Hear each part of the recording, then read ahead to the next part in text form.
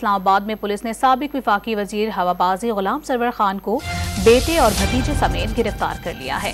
क्या मजीद तफसीलात हैं, जानेंगे डॉन न्यूज के नुमाइंदे ताहिर नसीर से।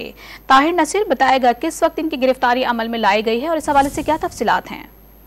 जी देखें, ये 9 मई का वाक़या है। जलाओ गिराओ के मामले पर इस्लामाबाद पुलिस ने साबिक वफाकी वजीर हवाबाजी गुलाम सरवर खान को उनके साहबजादे साबिक रुकन कौमी असम्बली मंसूर हयात खान और उनके भतीजे साबिक सूबाई रुकन असम्बली अमार सदीक खान में गिरफ्तार कर लिया है। इनकी गिरफ्तारी सुबह सवेरे 4 बजे के करीब पेश गई।